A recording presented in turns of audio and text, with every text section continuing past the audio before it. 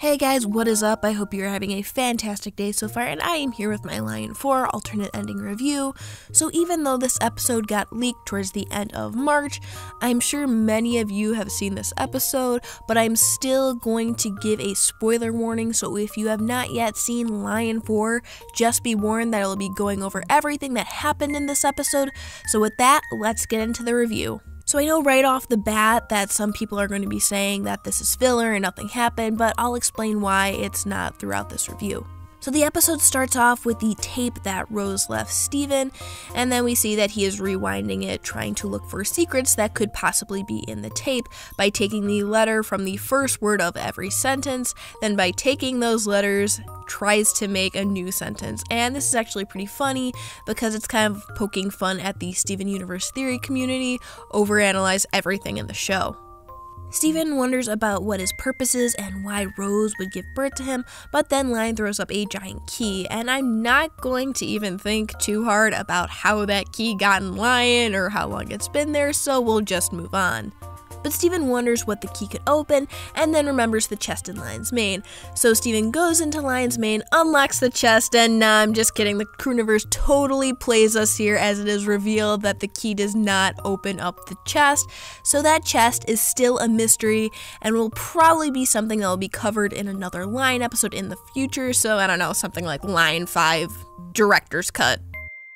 So Steven goes around trying to find out what the key unlocks, and this is actually a nice little scene because we get to see Rose's cave, her fountain, and the room again, which served as a nice little reminder to see how much things have changed and how far Steven has come since the first time he found all of these areas. But unable to find what the key unlocks, he asks Lion to take him where the lock is for the key. Lion eventually takes Steven to the desert where Steven and the gems first found him.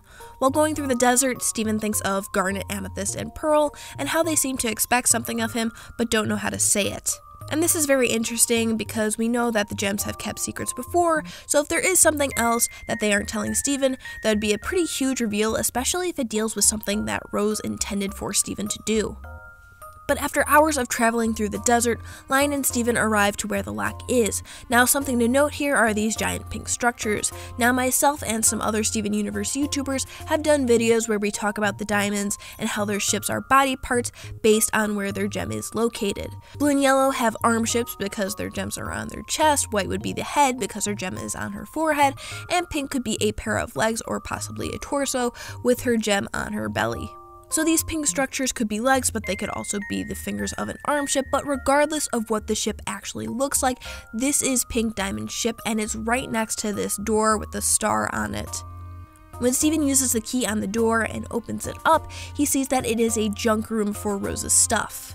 And after looking around, he finds a tape similar to his own, but this time with the name Nora on it.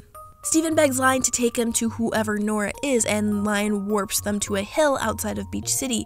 Steven runs up the hill and finds Greg playing his guitar.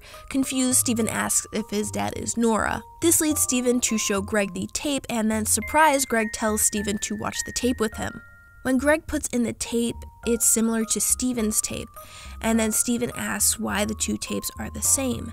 Greg then tells Steven that the tapes are similar to each other because Nora was the name that Rose and he would have picked for Steven if he was born as a girl.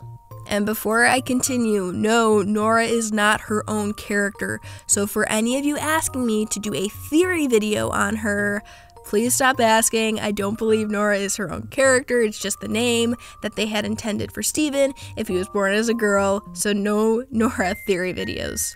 But from here we get a moment between Steven and Greg discussing what Steven's purpose is. Greg tells Steven that Rose would want Steven just to be himself. Steven continues watching the tape and then accepts that his mother would just want him to be himself. Now, in terms of why this isn't filler, this deals with Steven accepting his role. This was something that was the focus in Storm in the Room, but it is revisited again here, which is why it may seem that this is nothing really new or it's filler. This is Steven learning that he just has to start being himself instead of focusing on what he thinks that Rose would have wanted him to be. And in terms of future plot, we know that we still have to figure out what's in the chest in Lion's Mane, and we also know the location of Pink Diamond's ship and Rose's junk room, so those two things will definitely be revisited later, especially since they're right next to each other and that's far too coincidental. But overall, I think that Lion Force sets up the rest of the Stephen Bond pretty well. While it may not be the most eventful or memorable Lion Saga episode, we did see Stephen accept his role as Rose's son, and we got some new locations and mysteries that still have to be explored in the future. So thank you so much for watching. Be sure to like, comment, and subscribe for more Steven Universe related content, and until next time guys, take care.